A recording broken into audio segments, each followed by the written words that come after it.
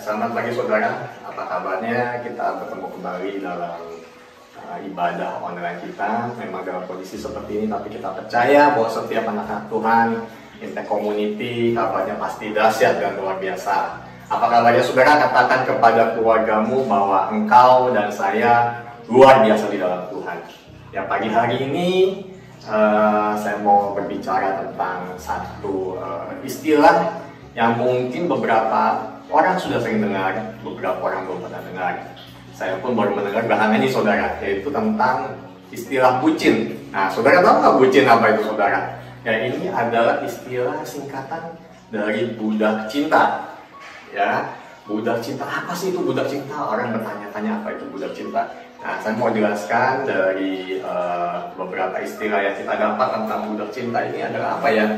Budak cinta ini adalah istilah bagi orang-orang yang rela melakukan apapun karena cintanya yang begitu besar, karena kasihnya yang begitu besar kepada orang yang dicintai dan dikasihinya, dia mau melakukan apapun.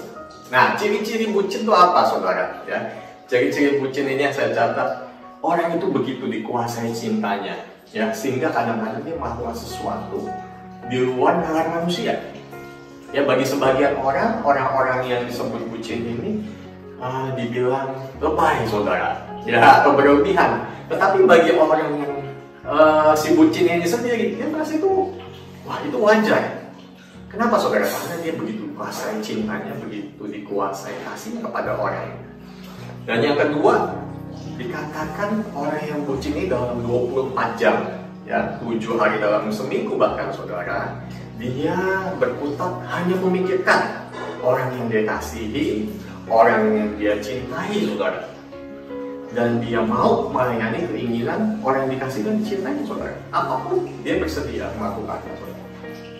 Nah, yang ketiga saya catat, orang bucin ini saudara tunduk dan rela melakukan apapun yang diminta oleh kekasihnya atau orang yang dicintai dan dikasihinya, walaupun kadang-kadang itu membahayakan dirinya sendiri saudara. Nah, ini yang disebut bucin saudara.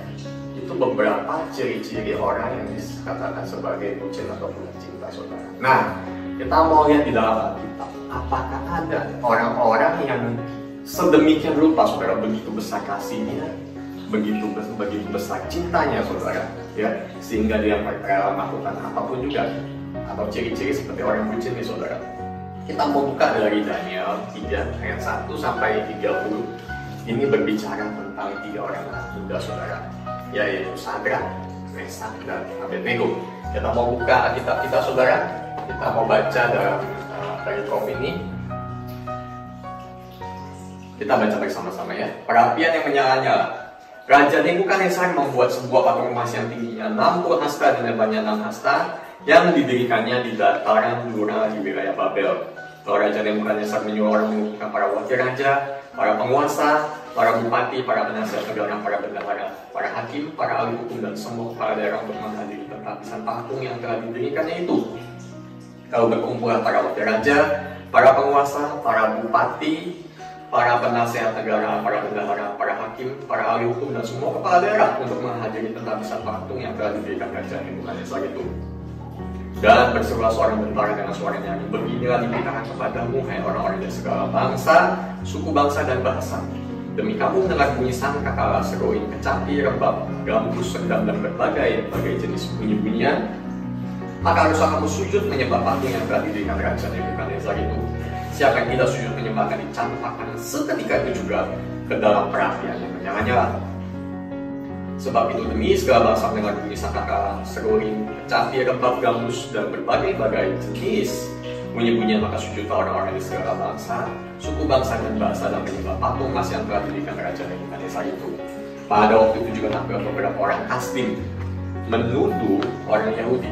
Berkata mereka kepada Raja Nebukadnezar, ya Raja, kekal hidup Tuanku Raja telah mengeluarkan kita bahwa setiap orang yang mendengar bunyi sangkakala, seruling, kecapi, rebab, gambus, sedang, dan berbagai jenis bunyi-bunyian harus sujud menyembah patung dewa itu, dan bahwa siapa yang tidak sujud menyembah akan dicampakkan ke dalam perapian yang menyala-nyala. Ada beberapa orang Yahudi yang kepada mereka telah Tuhan memberikan pemerintahan atas wilayah Babel, yakni Sadrak, Mesak, dan Abednego. Orang-orang ini tidak menyenangkan titah Tuanku ya Raja. Mereka tidak memuja dewa Tuanku dan tidak menyembah patung emas yang telah Tuanku jadikan. Sesudah itu Raja Nebukadnezar memerintahkan dalam marahnya dan geramnya untuk membawa Sadrak, Mesak, dan Abednego menghadap. Setelah orang-orang itu dibawa menghadap Raja, berkata Nebukadnezar kepada mereka, apakah benar, hai Sadrak, Mesak, dan Abednego, bahwa kamu tidak memuja dewaku dan tidak menyembah patung emas yang kudirikan itu? Sekarang jika kamu bersedia, demi kamu menarasuni sangkakala seruling, kecapi rebab, gamu sedang, dan berbagai-bagai jenis bunyi-bunyian, sujudlah menyembah patung yang kubuat itu. Tetapi jika kamu tidak menyembah, kamu akan dicampakkan seketika juga ke dalam perapian yang menyala-nyala. Dan dewa manakah yang dapat melepaskan kamu dari dalam tanganku? Lalu Sadrak, Mesak, dan Abednego menjawab Raja Nebukadnezar, tidak ada gunanya kami menjawab kepada Tuanku dalam hal ini.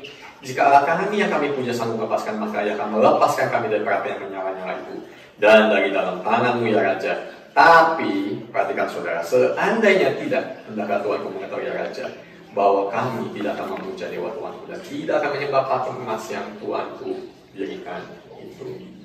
Selanjutnya ayat 19, maka meluaplah kegeraman Nebukadnezar, mukanya berubah ke arah Sadrak, Mesak, dan Abednego, dan beritahu supaya perapian itu dibuat 7 kali lebih panas dari yang biasa. Kepada beberapa orang yang sangat kuat dari tentara yang dititahkan untuk mengikat Sadrak, Mesak, dan Abednego, dan mencampakkan mereka ke dalam perapian yang menyala-nyala itu. Lalu dikatakan 3 orang itu dengan jubah, celana, topi, dan pakaian-pakaian mereka yang lain, dan campakkan ke dalam perapian yang menyala-nyala. Karena kita Raja itu keras, dipanaskan perapian itu dengan luar biasa sehingga nyala api itu membakar mati orang mengangkat Sadrak, Mesak, dan Abednego itu ke atas. Tetapi ketiga orang itu yaitu Sadrak, Mesak, Abednego jatuh ke dalam perapian yang menyala-nyala dengan terikat. Sampai di situ saudara. Perhatikan ya bahwa Sadrak, Mesak, dan Abednego saat itu adalah dalam posisi sebagai pembesar-pembesar ya di wilayah Raja Nebukadnezar. Ya, tetapi ada beberapa orang yang tidak suka dengan mereka, ya dengan orang Yahudi, karena mereka hidup di tengah-tengah bangsa itu, saudara. Ya, mereka memperhatikan cara hidup Sadrak, Mesak, dan Abednego yang begitu mengasihi Tuhan. Ya, mereka tetap setia kepada Tuhan, ya. Walaupun mereka hidup di tengah-tengah orang yang tidak mengenal Tuhan, di tengah bangsa-bangsa yang menyembah dewa-dewa dan patung-patung, saudara. Nah, tetapi kita bisa belajar dari Sadrak, Mesak, dan Abednego, saudara. Ya, mereka orang yang tetap mengasihi Tuhan dengan segenap hidup mereka. Mengasihi adalah satu tindakan nyata, saudara. Ya, orang-orang yang bucin, yang budak cinta itu tindakannya nyata, saudara. Tindakannya itu bisa dilihat oleh begitu banyak orang, saudara. Ya, kita mulai yang pertama. Apa yang dilakukan Sadrak, Mesak, dan Abednego? Mereka mengasihi Tuhan dengan memegang ketetapan-ketetapan Tuhan. Ya, mereka memegang apa yang Tuhan perintahkan dalam kehidupan mereka, walaupun mereka hidup di tengah bangsa-bangsa yang tidak mengenal Tuhan. Ya, mereka berlaku setia kepada apa yang Tuhan perintahkan. Untuk melakukan kesetiaan ini, mereka tahu resikonya, saudara. Ya, mereka tahu resiko yang mereka hadapi. Ya, bahkan saat raja memerintahkan mereka menyembah, satu pilihan yang sangat sulit, saudara, bagi orang biasa. Tapi bagi mereka, kita lihat respon mereka, saudara. Ketika Raja Nebukadnezar menantang mereka langsung berespon. Ya, mereka tidak mau menyembah kepada patung dan dewanya Raja Nebukadnezar karena mereka percaya mereka hanya menyembah kepada Tuhan mereka yang hidup, saudara. Walaupun risikonya saat itu mereka tahu mereka harus mengorbankan kedudukan mereka ya sebagai pembesar, sebagai salah satu penguasa, saudara, dan mereka harus mengorbankan nyawa mereka, hidup mereka saat itu juga, saudara. Ya, tetapi ini yang Sadrak, Mesak, dan Abednego lakukan, saudara. Yang kedua, kita mau melihat bentuk kasih dari Sadrak, Mesak, dan Abednego. Mereka berani mengorbankan hidup mereka, nyawa mereka. Mereka nggak takut kehilangan nyawa mereka, saudara, karena mereka mengasihi Tuhan. Tanpa pikir panjang mereka berani tinggalkan. Oh iya, mereka nggak pikir oh iya ya seharusnya saya memerintah, seharusnya saya hidup dalam kenyamanan. Lalu saya hidup dalam keamanan dan perlindungan raja. Kalau saya mau tenang, kalau saya mau nyaman, saya tinggal aja deh menyembah kepada dewa. Tetapi Sadrak, Mesak, dan Abednego punya ketetapan hati, saudara. Ya, mereka begitu mengasihi Tuhan dan mereka punya ketetapan hati. Walaupun saya harus kehilangan nyawa saya, tapi saya karena begitu saya mengasihi Tuhan, saya berani tinggalkan apapun juga. Ini yang Sadrak, Mesak, dan Abednego lakukan. Kita mau belajar dari mereka, saudara. Secara logika, bagi manusia biasa, takut nggak saudara dihadapkan kepada hukuman? Takut, saudara. Tetapi perlu dicatat, kasih kepada Tuhan itu bisa mengalahkan ketakutan kepada manusia, saudara. Demikian juga dengan kita hari-hari ini, saudara. Kita telah menerima kasih dari Tuhan begitu besar dalam kehidupan kita. Kita menerima kasih Bapa yang begitu besar dalam kehidupan kita. Kita menerima kasih Yesus yang begitu besar dalam kehidupan kita. Dan kita mau buka dalam Yohanes 15 ayat 9, saudara. Yohanes 15 ayat 9 katakan bahwa, saudara, seperti Bapa telah mengasihi aku, ini Yesus mengatakan, seperti Bapa mengasihi Yesus, demikian juga aku, atau Yesus telah mengasihi kamu, mengasihi saudara dan saya.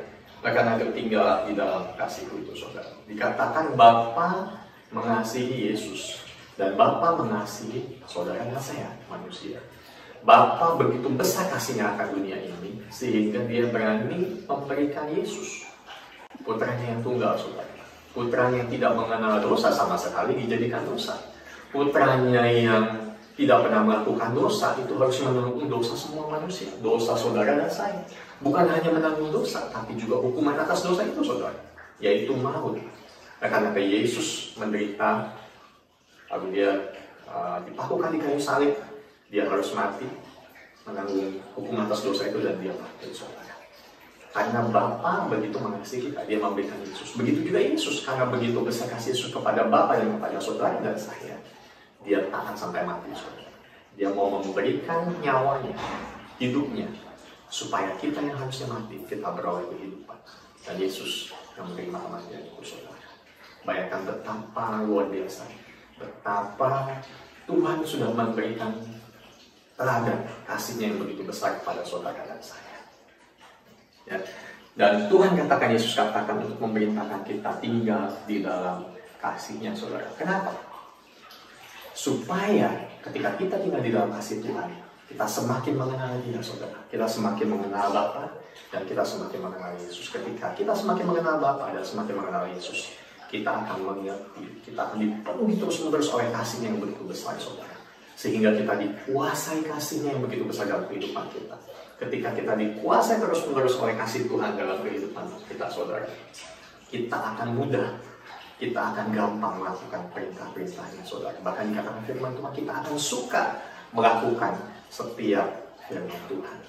Kita akan seperti Sadrak, Mesak, dan Abednego, kita akan setia, berlaku setia kepada firman Tuhan, ketetapan-ketetapan Tuhan, saudara. Dan kita rela memberikan apapun yang ada pada kita untuk kita melakukan kebenaran firman Tuhan, saudara. Apapun yang kita miliki hari ini, apa yang Tuhan percayakan, waktu kita, hidup kita berikan kepada Tuhan, saudara. Nah, sebagai penutup, saudara, kasih dikatakan mampu mengalahkan segala ketakutan, saudara, dan menjadi penuntun bagi setiap kita hari ini di tengah-tengah pandemi, saudara, di tengah-tengah kondisi yang mungkin sulit bagi banyak orang, saudara. Bukan hanya di Indonesia, tapi di seluruh dunia, saudara. Ya, orang mungkin dibayangi dengan kecemasan, dengan kekhawatiran, dengan ketakutan, ya, saudara. Bagaimana ini bisa terjadi dan bagaimana atau kapan ini akan berakhir, saudara? Tapi ingat, saudara, ketika kita terus-menerus memandang Dia, ketika kita terus-menerus tinggal di dalam kasih-Nya, saudara, kasih Tuhan itu akan mengalahkan ketakutan dalam hidup kita. Dan ketika kita memandang terus-menerus kepada Yesus, ya sama seperti ketika orang bucin, saudara, memandang terus-menerus kepada orang yang dikasih, dia nggak akan sempat lagi, saudara, memandang ke arah yang lain. Ya, ketika dia memandang kepada satu objek, saudara, dia tidak akan memandang kepada objek lain. Demikian juga saudara dan saya. Ketika hari ini kita hidup di dalam kasih Tuhan, kita dipenuhi kasih Tuhan, saudara, kita akan terus melakukan ketetapan-ketetapan Tuhan dan firman Tuhan. Dan kita tidak akan sempat lagi, saudara, dikuasai atau dihantui dengan kecemasan, ketakutan, atau kekhawatiran yang sedang terjadi di dunia ini, saudara. Itu yang dikatakan kasih Tuhan mampu mengalahkan ketakutan dalam hidup kita, saudara. Ya, di tengah kondisi yang seperti ini, saudara, ketika kita dipenuhi kasih Tuhan, kita bisa membagikan hidup kita, saudara, kesaksian kita kepada dunia ini, kepada orang-orang yang belum mengenal Tuhan.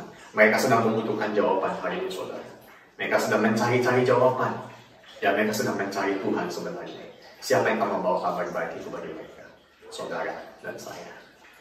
Hari ini saudara kita belajar tentang bagaimana Sadrak Mesak Abednego menjadi teladan saudara.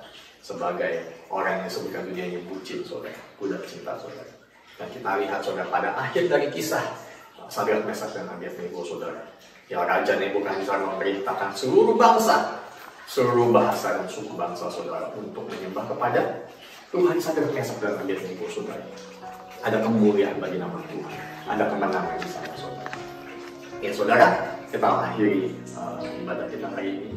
Kita mau bersyukur kepada Tuhan, kita mau berdoa. Kami bersyukur untuk pagi hari itu firman Tuhan. Kami belajar dari Sadrak, Mesak dan Abednego Tuhan.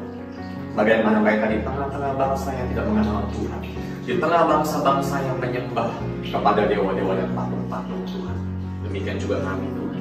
Mungkin kami hidup di tengah bangsa-bangsa yang belum mengenal Tuhan, bangsa yang belum mendengar tentang keselamatan daripada Tuhan. Tapi Tuhan, kami mau berlaku setia kepada ketetapan. Kami mau berlaku setia kepada firman-Mu dalam hidup kami Tuhan. Dan kami tahu saat kami hidup di dalam kasih-Mu Tuhan, saat kami membiarkan hidup kami terus memandang kepada-Mu Tuhan, saat kami membiarkan hidup kami dipenuhi oleh kasih-Mu Tuhan, kami tahu Tuhan, kami akan mudah melakukan firman Tuhan. Kami akan rela memberikan apa yang kami punya Tuhan. Terima kasih Tuhan, kami bersyukur pagi hari ini. Aku berdoa buat setiap jemaat pagi hari ini Tuhan. Biar kasih-Mu terus memenuhi setiap kami. Dan kami membiarkan hidup kami terus menerus dipenuhi kasih-Mu. Kami membiarkan hidup kami terus menerus dipenuhi firman-Mu Tuhan. Dan itu boleh mengalir keluar dari hidup kami Tuhan.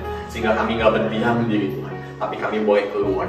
Kami membagikan kesaksian-kesaksian Tuhan. Kami membagikan Tuhan firman Tuhan kepada orang yang membutuhkan. Kami membawa kabar baik itu kepada orang-orang yang sedang membutuhkan jawaban di luar sana Tuhan. Terima kasih, kami bersyukur pagi hari ini Tuhan untuk kasih setia. Di dalam nama Tuhan Yesus kami berdoa dapat mengucap syukur.